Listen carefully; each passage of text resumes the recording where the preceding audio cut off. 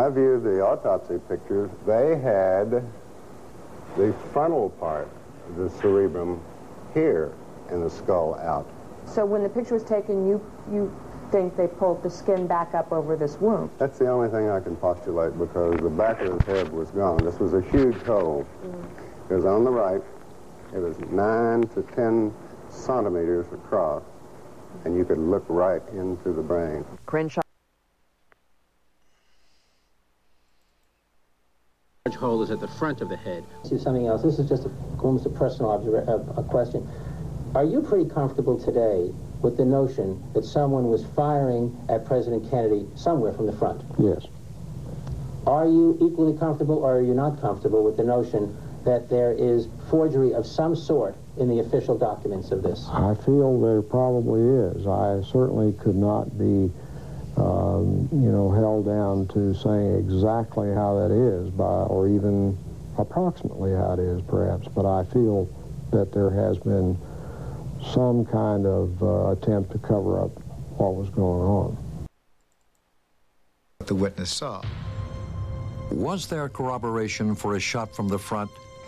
Dallas clothing manufacturer Abraham Zapruder filmed the motorcade as it drove down Elm Street. It was about halfway down there, I heard a shot. Then he slumped to the side like this. Then I heard another shot or two. I couldn't say what it was, 1 or 2. And I saw his head practically open up, all blood and everything, and I kept on shooting. 2 days after the assassination, Life magazine bought the infamous Zapruder film. Its moving images were not shown to the American public for 12 years. The most obvious thing you extract from the film is that the head moves backward, and that suggests a shot from the right front. It is unknown exactly what the film suggested to the members of the Warren Commission, since their report failed to even mention Kennedy's violent reaction to the headshot. That's right, folks. The Warren Commission never even mentioned the headshot. Think about that. It was the Zapruder film that caused the second major investigation because of the Zapruder film. Because of that headshot, and the Warren Commission never even commented on it. Just pathetic. And Abraham Zapruder, that's what he told the Warren Commission. He saw the president hit on the right side of the head. He thought perhaps the shots came from behind you. Well, yes. So, that was his testimony to the Warren Commission. There was one little problem, though. He had a camera in front of his eyes. Let's continue.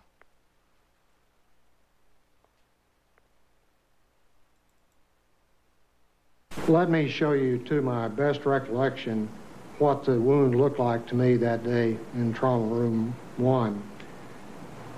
Before each doctor looked at the photos, he described the wounds he had seen back in 1963. I could see the president's head wound quite well, and I was probably looking into a wound that was on the lateral or the side part of the head and the back part of the head. It would be this portion of the head right here. As I remember, it's like this, that there was a big wound, big deficit in his skull and the temporal parietal area.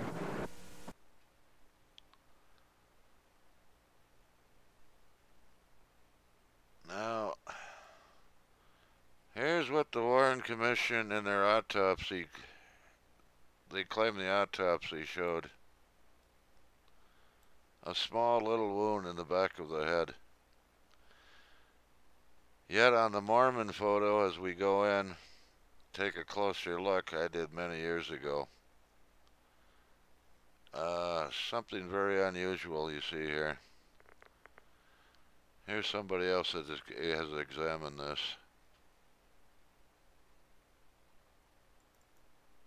Inconsistencies within, and the pristine Mary Moorman photograph allowed me to go in and actually measure the wound optically without image processing. As we go into the wound and as we expand the wound and magnify it, you can see that the pixel elements, or each one of these little dots, is represented by dark squares or light squares. Now, if there were no wound in the rear of President Kennedy's head, all of the squares would be the basic reflective value or the basic shade of gray that his normal hair coloring would be on this day. Every time, in my years of experience with this, when there is a concave or convex area that is a deformation of the overall image, there is absolutely no question that the case is, as it goes darker under this situation, that this is going from an area on the top of President Kennedy's head down into an extremely deep hole, because the entrance wound that supported this exit wound was fired from the right frontal area of President Kennedy, and it exited through the rear. Instead of trying to find shooters or gunmen in the photograph. Well, I have tried to find shooters in the photographs, and I found a few other things too. Now, before these images were made, were found, the Warren Commission defenders had some little hope, some case to keep fending off reality and truth. But even with this truth before their very eyes, they're still trying to deny this fact. Now, is this the only image I've got of the back of the president's head? No. I also looked somewhere else. Thanks to Robert Grodin's enhancements of the Zapruder film, they were zoomed in some. I've zoomed in either further, and this is what I see. So we have two independent photos here, the Mormon photo and the Zapruder film, which both show this large wound in the back of the president's head. This is not words. This is hard evidence, hard photographic evidence of an exit wound in the back of the president's head.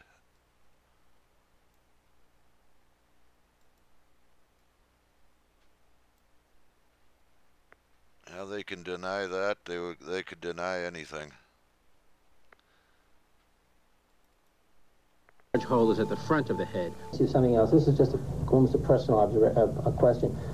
Are you pretty comfortable today with the notion that someone was firing at President Kennedy somewhere from the front? Yes. Are you equally comfortable, or are you not comfortable with the notion that there is forgery of some sort in the official documents of this? I feel there probably is. I certainly could not be, held down to saying exactly how that is, or even approximately how it is, perhaps. But I feel that there has been some kind of attempt to cover up what was going on. Right. He died of a gunshot wound in the brain, of a bullet right through the head. John Kennedy was obviously shot from the front. Everybody knows it. Virtually everybody in Dealey Plaza rushed to the grassy knoll where they heard the sounds. They came from a fence between the book depository and the railroad track. From behind the overpass over there, triple overpass. Right over about 20 or 30 feet from the other end of that little picket fence. And it sounded like it came from the left and in front of us, towards the wooden fence. And there was a puff of smoke that came underneath the trees. We all four seen about the same thing as the shots. The smoke came from behind the hedge. And then as the car got directly in front of us, well, a gunshot apparently from behind us hit the president side of the temple. Do you think the first gunshot came from behind you too? I think it came from the same location. Apparently back up on the mall. When I stated I felt like the second and third shots could not have been fired from the same rifle, They reminded me that I wasn't an expert.